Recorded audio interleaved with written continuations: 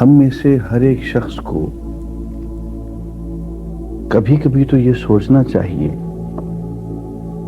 کہ ایمان اور اسلام کے جو بنیادی تقاضے ہیں، بنیادی شرائط ہیں، کیا ہم ان شرائط کو پورا کر رہے ہیں؟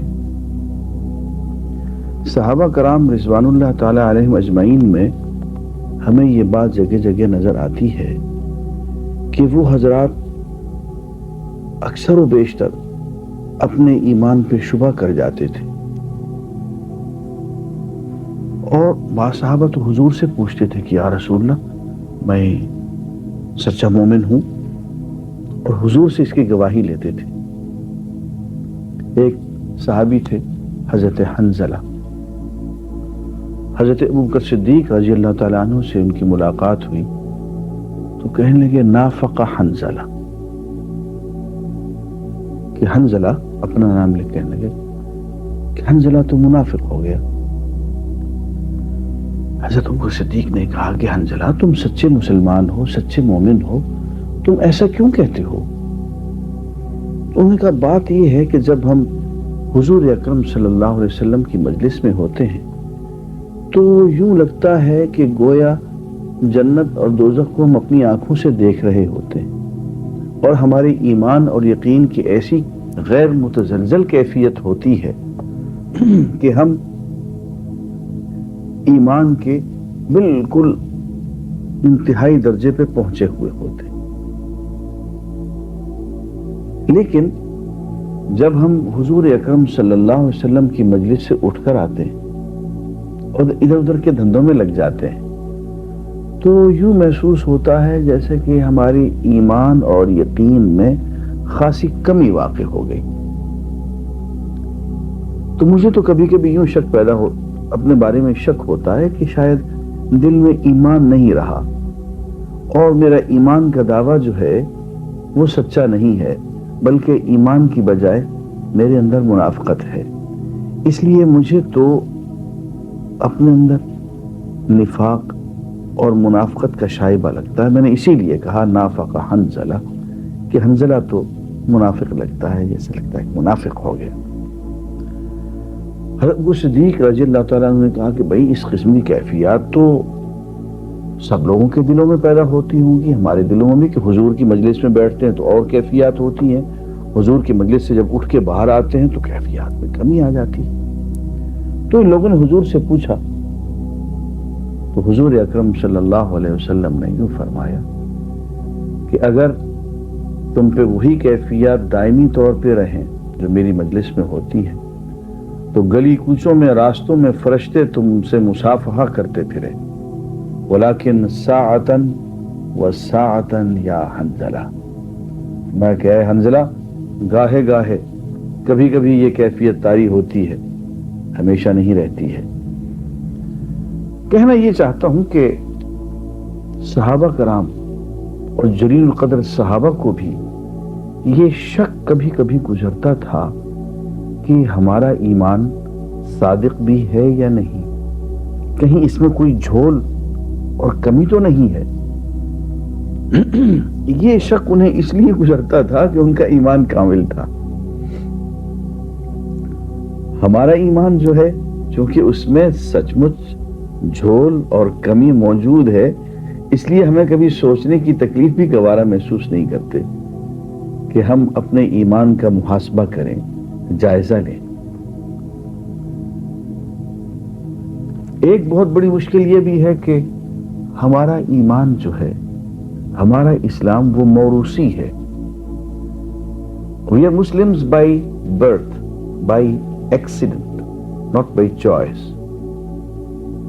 ہماری مشکل یہ ہے کہ ہمارا قصور صرف اتنا ہے کہ ہم ایک مسلمان گھر کی چار دیواری میں پیدا ہو گئے، مسلمان والدین کے گھر پیدا ہو گئے، اور انہوں نے ہمارا نام ایک مسلمان کا نام رکھ دیا، اور بس اس سے زیادہ ہم نے کوئی تکلیف گوارا نہیں کی۔ اسلام کیا ہے؟ یہ اللہ کا پیغام ہے۔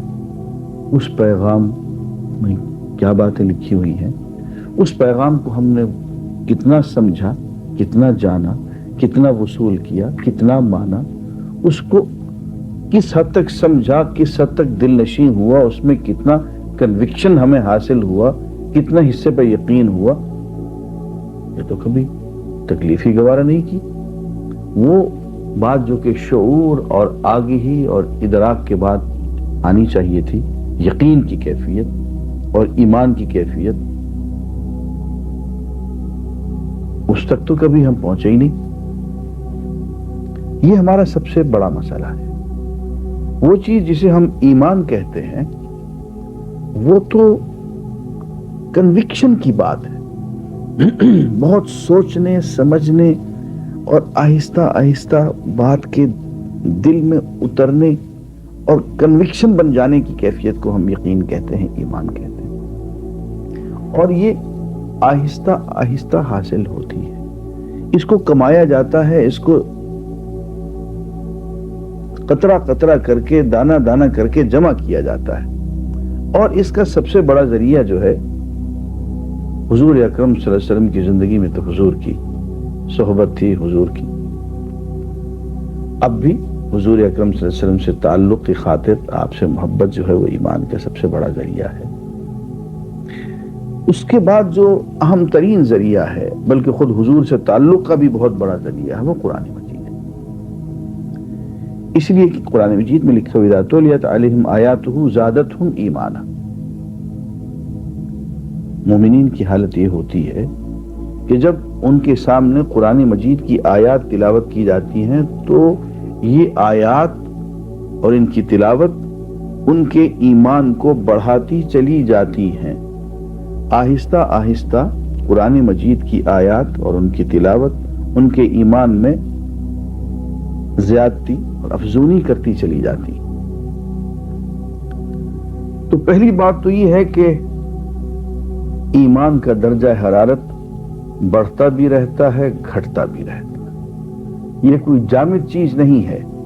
یقین، ایمان، کنوکشن بڑھ بھی جاتا ہے، گھٹ بھی جاتا ہے، اور اس پہ کچھ تھوڑی سی توجہ کرنی پڑتی ہے۔ آج ہمیں یہ دیکھنا ہے کہ آخر وہ کون سی چیزیں ہیں کہ اگر ان میں سے کوئی ایک چیز انسان کی شخصیت میں پیدا ہو جائے تو اس کا ایمان بالکل ختم ہو جاتا ہے۔ ان باتوں کو فقہ کی کتاب میں نواقض ایمان کہتے ہیں، وہ چیزیں جن سے کہ انسان کا ایمان جو ہے وہ ختم ہو جاتا ہے۔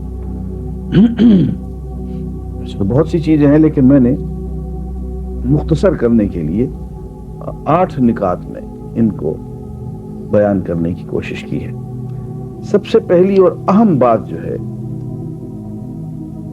ایک مسلمان کے لیے، کیونکہ یہ سب باتیں میں نے ایک اسلامی معاشرے کے افراد کے لیے مرتب کی ہیں، اگر کوئی شخص دین کے مسلمات میں سے ایسی باتیں جو قرآن مجید میں وارد ہو گئی، احادیث صحیحہ میں وارد ہو گئی، ایسی احادیث جن میں کوئی اختلاف نہیں ان کے صحیح ہونے میں، ان کو ہم نصوص کہتے ہیں، نصوص قطعیہ، ہمارے قرآن و سنت کے وہ ٹیکسٹ جن کے صحیح ہونے میں کوئی شک نہیں ہے، ان کو نصوص قطعیہ کہتے ہیں، ان کو مسلمات دین کہتے ہیں۔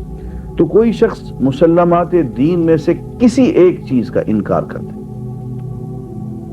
اس کو ماننے سے انکار کر دے، تو دائرہ ایمان سے خارج ہو جاتا ہے۔ دوسری بات، اللہ تعالیٰ نے ہم پہ کچھ ذمہ داریاں عائد کی ہیں، کچھ دین کے ارکان ہیں، کچھ دین کے فرائض ہیں۔ ایک شخص مثلا نماز ہے، ایک شخص نماز پڑھنا ضروری نہیں سمجھتا، دین سے خارج ہو گیا۔ زکوٰۃ دینا ضروری نہیں سمجھتا، حج کرنا یا روزہ رکھنا ضروری نہیں سمجھتا۔ ہاں، غفلت سے نماز نہیں پڑھے گا تو وہ فسق شمار ہوگا، وہ گناہ ہوگا۔ غفلت ہوگی، نیند آ گئی، نہیں پڑھ سکا، یا نہیں پڑھ رہا تو اس کو دل میں شرمندگی ہے اور ارادہ ہے کہ پڑھنا شروع کر دے گا، یہ کیفیت جو ہے یہ نافرمانی کی کیفیت ہے، کفر کی کیفیت نہیں۔ لیکن اگر وہ یہ کہے کہ یار کیا رکھا ہے نماز میں، ان روزوں میں کیا رکھا ہے، یہ حجت میں کیا رکھا ہے،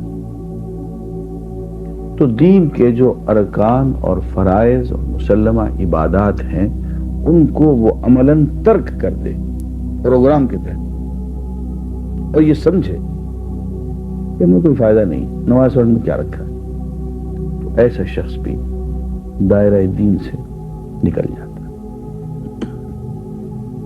نمبر 3، ہر شخص کی زندگی کا ایک عام رنگ ڈھنگ ہوتا ہے۔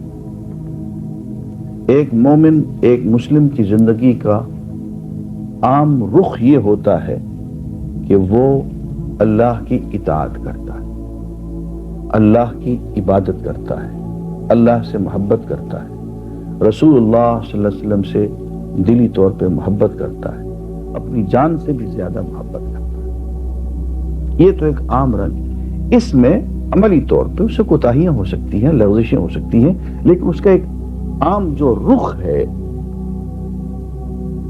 وہ اللہ کی طرف ہوتا ہے۔ جیسے حضرت ابراہیم نے کہا کہ انی وجہت وجہی للذی فطر السماوات والارض حنیفا وما انا من المشرکین، میں نے اپنا رخ سیدھا اس ذات گرامی کی طرف کر لیا ہے جس نے آسمانوں اور زمین کو پیدا کیا، میں اس کی طرف یکسو ہو گیا ہوں اور اب اس کے ساتھ کسی اور کو شریک نہیں ٹھہراؤں گا۔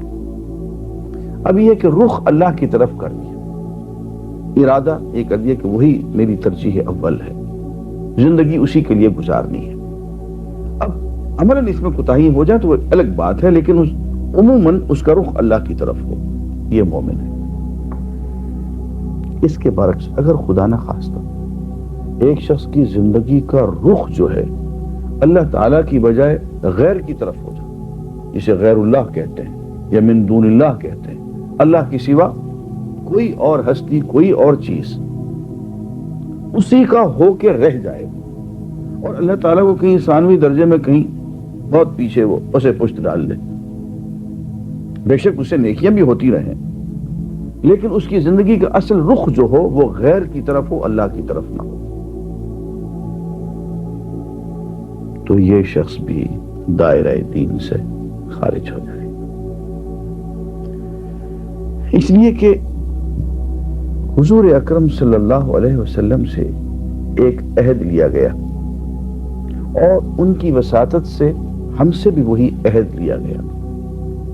ایک عہد تو یہ ہے کہ ہم شہادت کہ اشہد ان لا الہ الا اللہ واشہد ان محمدا عبدہ ورسولہ، کلمہ شہادت میں ایک عہد ہے کہ ہم اللہ کے سوا کسی اور کی عبادت نہیں کریں گے، محمد صلی اللہ علیہ وسلم جو اللہ کے رسول ہیں ان کے علاوہ ہم کسی اور کا اتباع نہیں کریں گے۔ یہ ایک عہد ہے، قول و قرار ہے، میثاق ہے، جو ہم اسلام میں داخل ہوتے ہوئے یہ قول و قرار کرتے ہیں اللہ کے ساتھ۔ لیکن اس قول و قرار کا آگے جو تقاضا ہے وہ دوسرے قول و قرار میں آ رہا ہے، اور وہ یوں ہے، قل ان صلاتی ونسکی ومحیای ومماتی للہ رب العالمین لا شریک لہ وبذلک امرت وانا اول المسلمین۔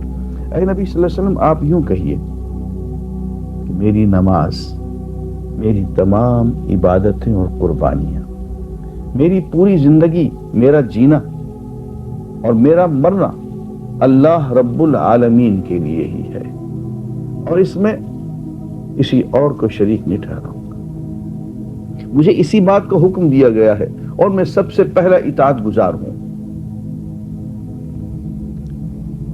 یہ ایسا قول و قرار ہے جس کی روح سے انسان کی پوری زندگی اللہ تعالیٰ کے حوالے کر دی جاتی ہے۔ اللہ تعالیٰ تو پوری کی پوری زندگی مانگ رہے ہیں، بلکہ یہ کہہ رہے ہیں کہ مرنا بھی میرے ہی راستے میں ہے۔ اس کے برعکس ایک شخص ہے کہ وہ پوری کی پوری زندگی غیر کے حوالے کر دیتا ہے، کبھی موڈ آ جاتا ہے تو اللہ تعالیٰ کی بھی بات کر چھوڑتا ہے۔ تو معلوم ہوا کہ وہ اس عہد سے پھر گیا جو اس نے کلمہ شہادت کے وقت اللہ سے باندھا تھا، اور اس عہد سے بھی پھر گیا، اس کی تو نوبت ہی نہیں آئی کہ نماز بھی، ساری باتیں بھی، پوری زندگی بھی، جینا مرنا سب اللہ کے لیے ہو جائے، اس سے تو بالکل پھر گیا۔ تو یہ شخص بھی دائرہ ایمان سے خارج ہو گیا۔ نمبر 4، ایک بہت اہم مسئلہ اور اس دور کا برننگ کوسچن، حاکمیت اعلیٰ، اقتدار اعلیٰ، سوورنٹی کس کی ہے؟ مومن مسلم سیدھی سیدھی بات کرتا ہے کہ وہ اللہ کی ہے۔ اللہ مقتدر اعلیٰ ہے، وہی سوورن ہے۔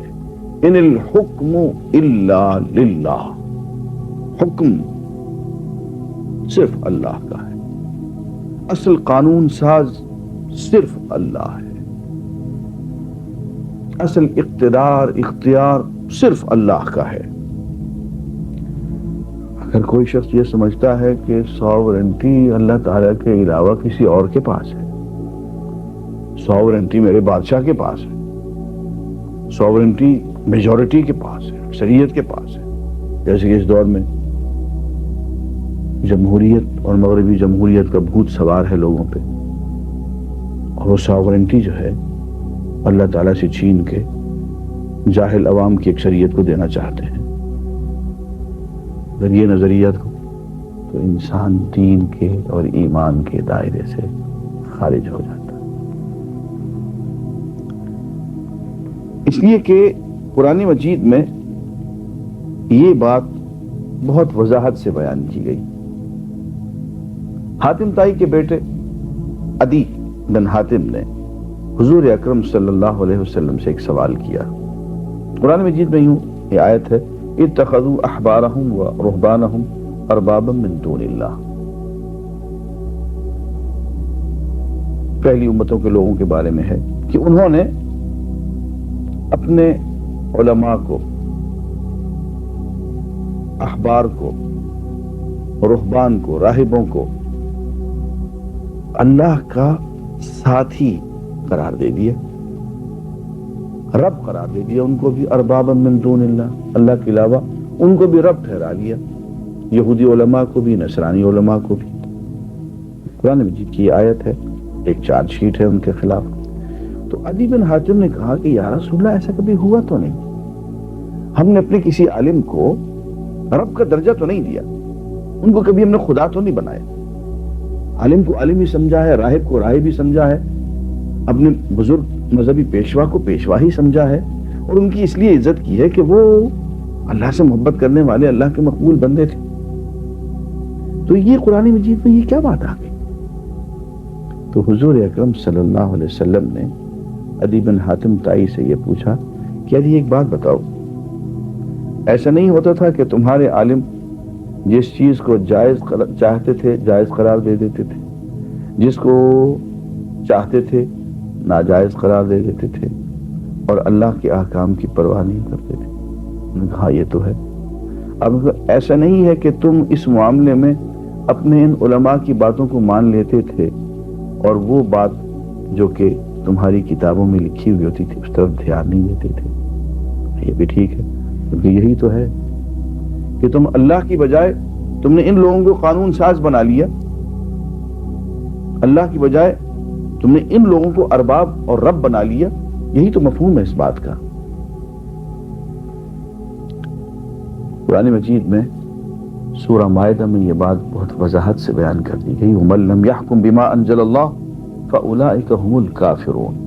وہ لوگ جو اللہ کے نازل کردہ احکام کے مطابق فیصلے نہیں کرتے وہی لوگ کافر ہیں۔ وَمَن لَّمْ يَحْكُم بِمَا أَنزَلَ اللَّهُ فَأُولَٰئِكَ هُمُ الظَّالِمُونَ۔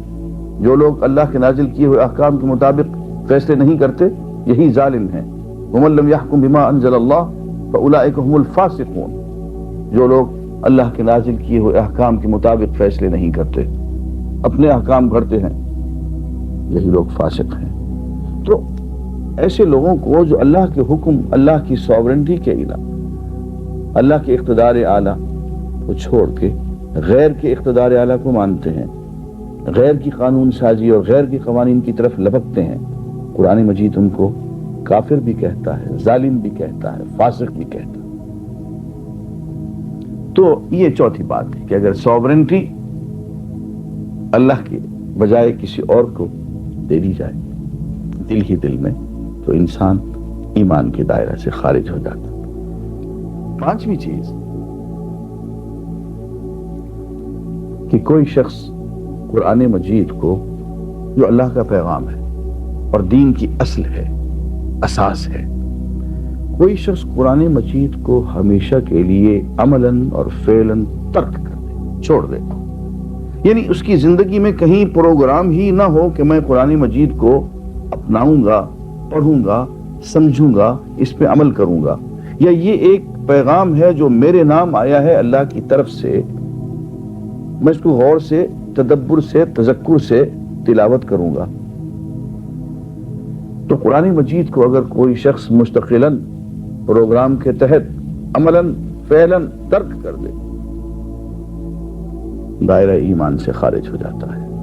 اس لیے کہ قرآن مجید میں ہی لکھا ہوا ہے وَمَنْ أَظْلَمُ مِمَّنْ ذُكِّرَ بِآيَاتِ رَبِّهِ ثُمَّ أَعْرَضَ عَنْهَا إِنَّا مِنَ الْمُجْرِمِينَ مُنْتَقِمُونَ۔ اس شخص سے بڑا ظالم کون ہوگا جس کو اس کے پروردگار کی آیات یاد دلائی جائے اور وہ ان سے روگردانی کرے، منہ پھیرے۔ ہم ایسے مجرمین سے انتقام لے کے رہیں گے۔ اور قیامت کا ایک نقشہ باندھ کے قرآن مجید میں یوں بھی لکھا گیا وقال الرسول، رسول صلی اللہ علیہ وسلم قیامت کے دن یوں کہیں گے یا رب ان قوم اتخذوا هذا القرآن مہجورا، اے میرے پروردگار یہ ہے میری وہ قوم، میری قوم کے وہ لوگ یہ ہیں جنہوں نے قرآن کو چھوڑ دیا تھا۔ ایسے لوگوں کو جو عملاً فعلاً قرآن مجید کو چھوڑ دیں، ان کے خلاف حضور اکرم صلی اللہ علیہ وسلم کی طرف سے شفاعت کی بجائے استغاثہ دائر ہو جائے گا، مقدمہ دائر ہو جائے گا، جس سے جان چھڑانا ان کے بس کی بات نہیں ہوگی۔ تو قرآن مجید کو عملاً اور فعلاً ترک کر دینا، اس کو اپنے پروگرام سے ہی بالکل نکال دینا، گویا دائرہ ایمان سے نکل گئے۔ یہاں میں سورہ طٰہٰ کی ایک آیت پڑھنا چاہوں۔ وَمَنْ أَعْرَضَ عَنْ ذِكْرِي، جو شخص میرے اس پیغام سے، قرآن مجید سے منہ موڑے گا، فَإِنَّ لَهُ مَعِيشَةً ضَنْكَا، اس کا جینا اس دنیا میں تنگی کا جینا ہوگا۔ وَنَحْشُرُهُ يَوْمَ الْقِيَامَةِ أَعْمَى، قیامت کے دن ہم اس کو اندھا کر کے اٹھائیں گے۔ قَالَ، وہ یوں کہے گا رَبِّ لِمَ حَشَرْتَنِي أَعْمَى، اے پروردگار مجھے اندھا کر کے کیوں اٹھایا؟ وَقَدْ كُنْتُ بَصِيرًا، دنیا میں میری آنکھیں تھیں، میں دیکھنے والا تھا۔ قال، اللہ تعالیٰ یوں جواب دیں گے كَذَلِكَ أَتَتْكَ آيَاتُنَا، بات یہ ہے کہ تجھ تک ہماری آیات پہنچ چکی تھیں، فَنَسِيتَهَا، تو نے انہیں بھلائے رکھا، وَكَذَلِكَ الْيَوْمَ تُنْسَى، آج اسی طرح سے تجھے بھی بھلا دیا جائے۔ تو قرآن مجید کو طاق نسیاں پہ چھوڑنا، عملاً ترک کر دینا کفر ہے۔ نمبر 6، حضور اکرم صلی اللہ علیہ وسلم کے ساتھ قلبی تعلق میں کمی ہونا۔ دین کی اساس آقا نامدار صلی اللہ علیہ وسلم کی محبت ہے۔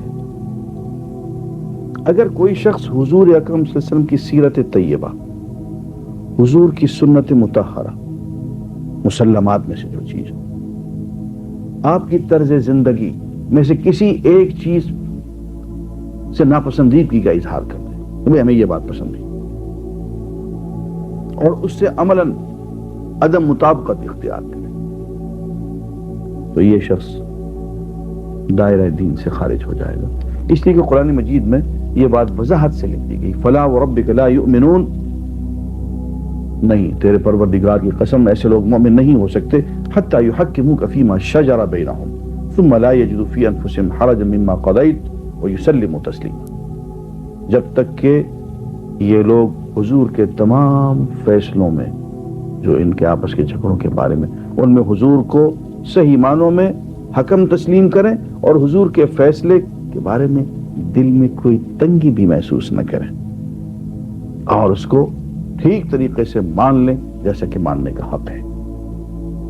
تو جب تک کہ سر تسلیم خم نہ کیا جائے اور حضور سے قلبی تعلق نہ پیدا ہو اور حضور کی پوری زندگی کو اپنانے کی تڑپ نہ پیدا ہو، اس میں کوتاہیاں ہو جائے وہ الگ بات ہے، لیکن نظریاتی طور پہ ہی اگر کوئی شخص حضور کی طرز زندگی، سیرت طیبہ، سنت مطہرہ، کسی چیز کے خلاف دل میں جذبہ پاتا ہے، ناپسندیدگی پاتا ہے، تو ایسا شخص دائرہ دین میں نہیں رہتا ہے، خارج ہو جاتا ہے۔ بالکل اسی طرح سے ایک اور بھی اہم بات ہے، معرکہ ہے دنیا میں اسلام اور کفر کے درمیان، مسلمانوں اور کفار کے درمیان، اور ایک شخص مسلمانوں کو چھوڑ کے عملاً کفار کا ساتھ دے دیتا، اب وہ لاکھ دعوے ایمان کے کرتا رہے، وہ دائرہ ایمان سے خارج ہو گیا۔